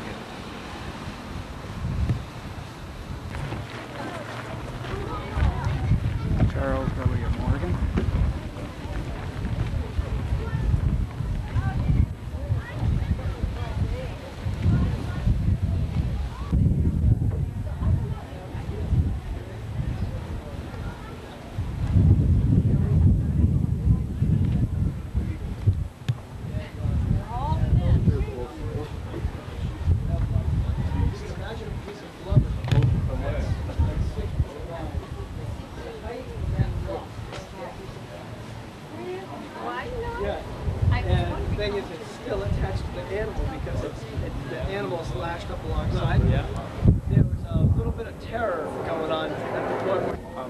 Whaler, that's for rendering the blubber.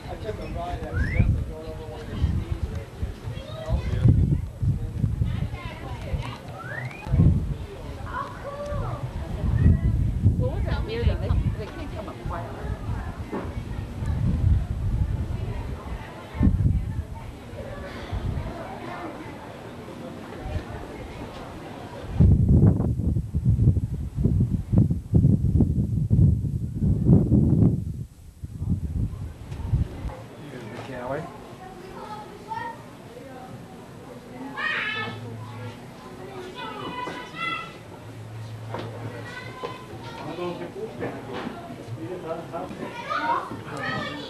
Captain's quarters.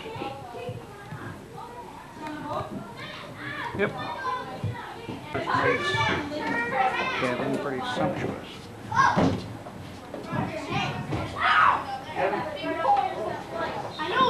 Second and third mate, they get to share a room.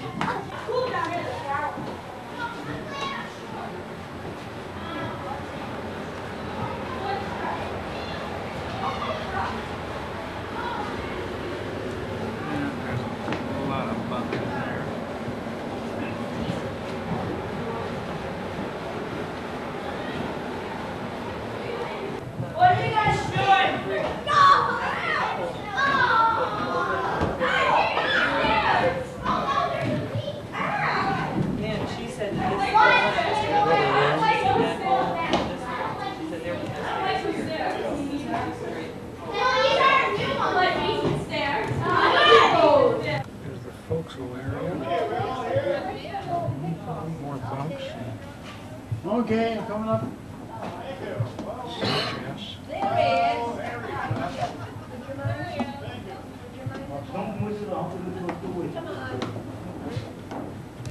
Neat old buildings here.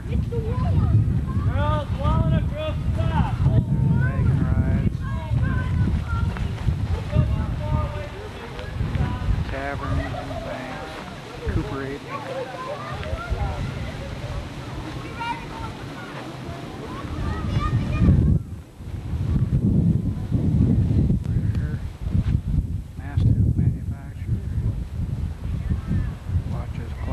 Sextants, there's your Shipsmith, Wheelcraft manufacturer,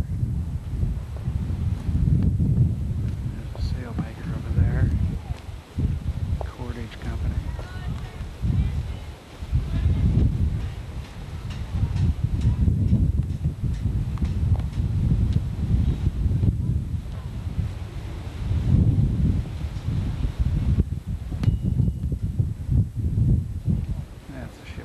Next, I'm not sure what that is. Yes, I do. I checked this. The Conrad. Not sure what well, I'm still not sure what class it is, but we'll find out it's a training ship. For sail training. Used by 3 different, built in Denmark.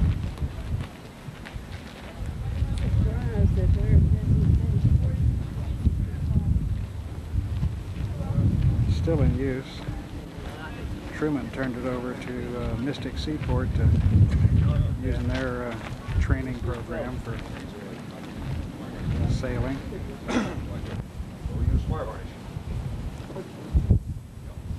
Hi, how are you today, ma'am? Fine. Welcome aboard. Hi. This is part of the training, is it? No. No, it should be though.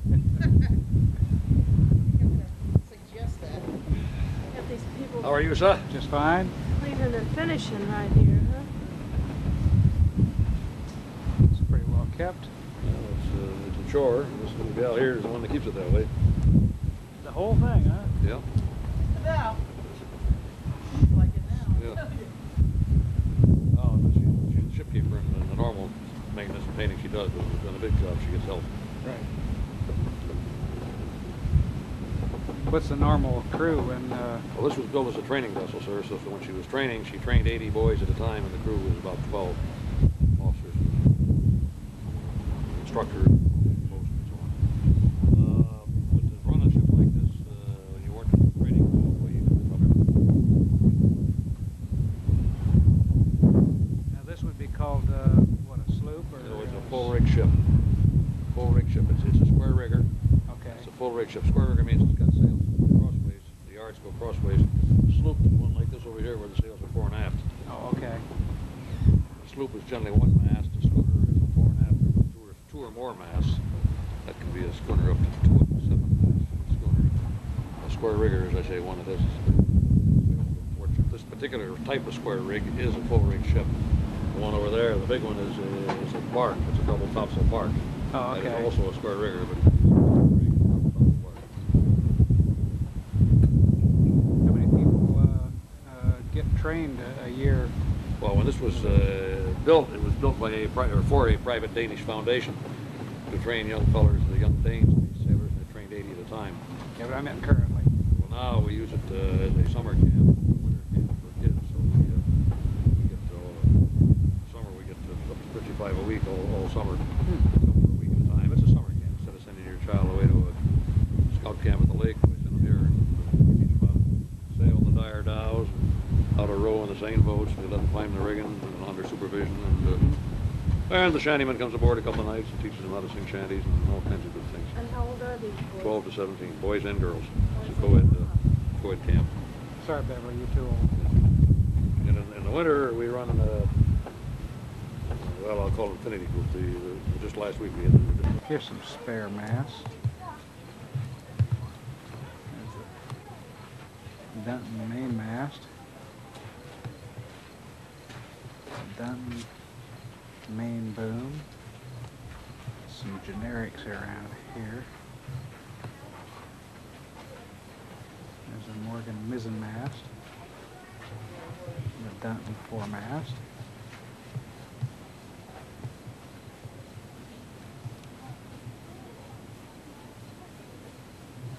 There's a lighthouse. Keep people from running into the museum, huh?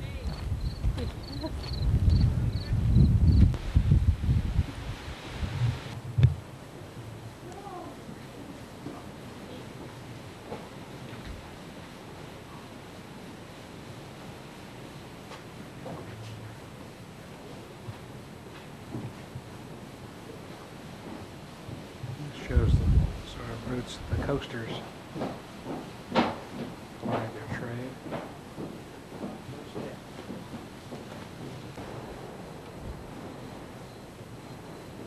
Seaport started to restore this ship back in the early 60s. And they discovered just how extensive the job was going to be, and they reevaluated it. Stopped. Put it on display here because you can see some of the construction details that you can't see in a finished ship.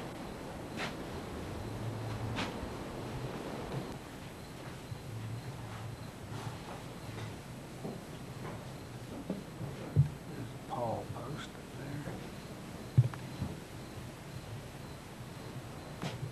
there. Scarf joint.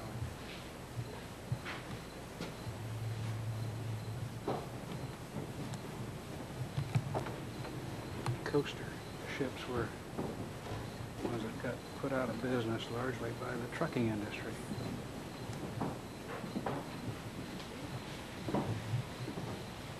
That, folks, is an oyster tonguing Sharpie.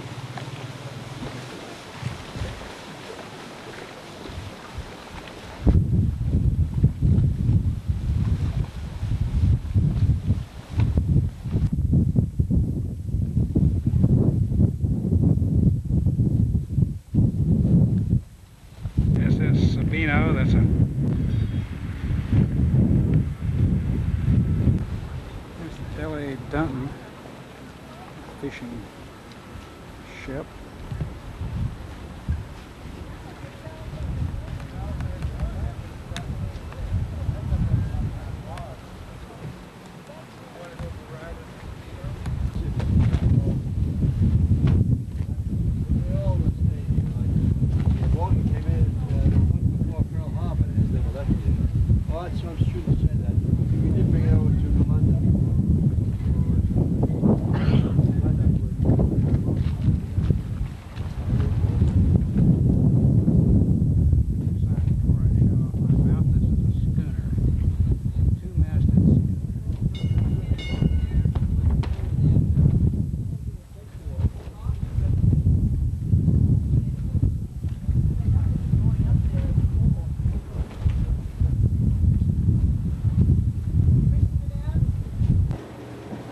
Forecastle. This is the living quarters for the crew, including galley.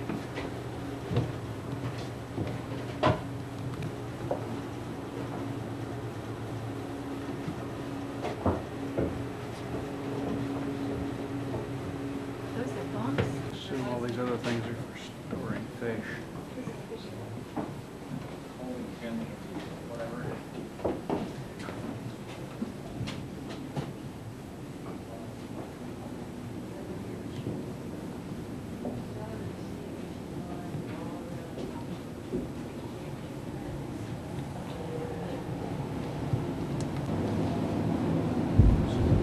Living areas, obviously, for the chiefs.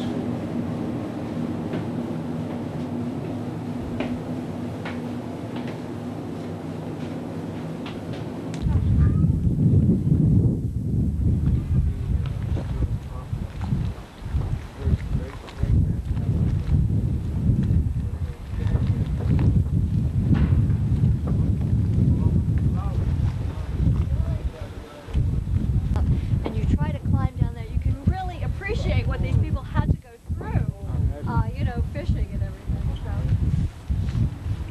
I'm not a nautical person, so for me it was very hard to climb down there. You weren't raised on one of these? No, no, I'm more of a farmer type. I could climb up in the haymow like nothing, but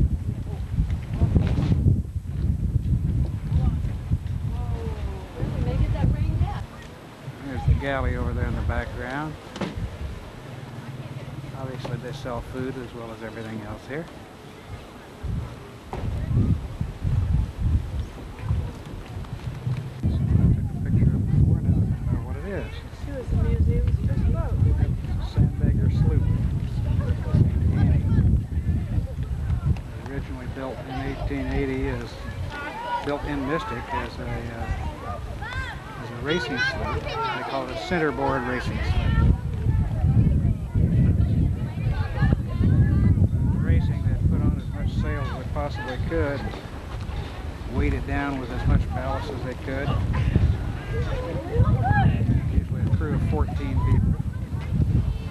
Later it was converted to a fishing boat. And it was a working fishing boat when it arrived here in 1931. The museum's first boat. Schooner Brilliant.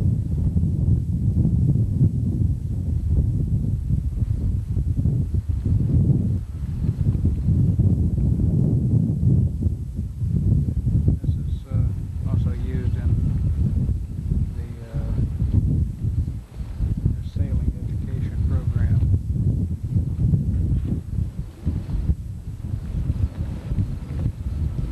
This was a pretty fast boat, made a record Atlantic crossing at one time. War II is an anti-submarine boat.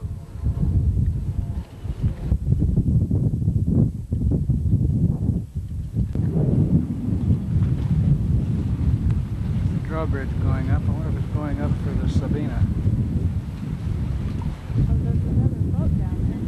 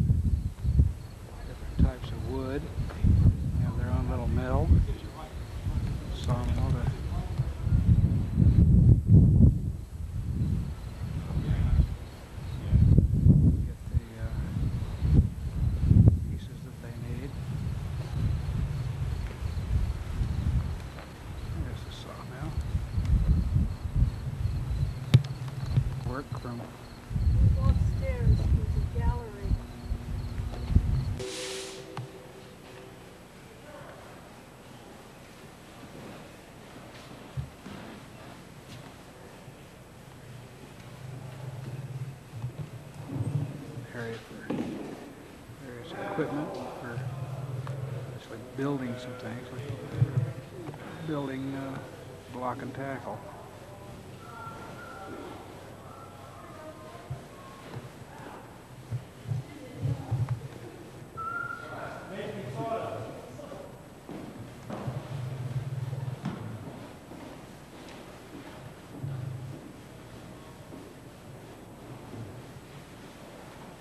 Rebuilding and refinishing.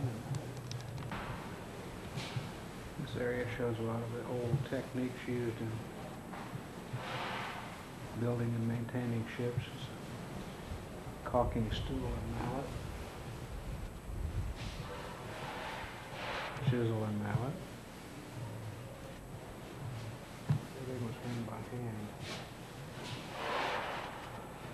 There's a broad axe.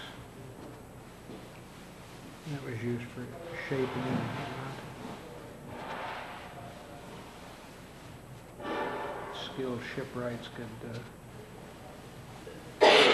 cuts along a pencil line. There's pads for shaping.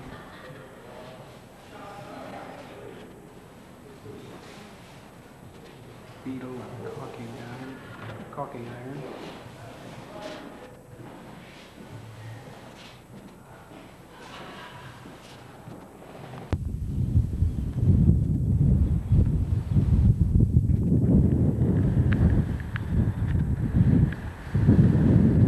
There's a shop for maintaining the steam.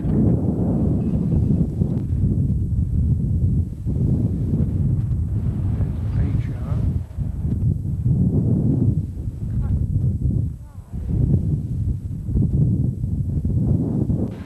Oyster sloop.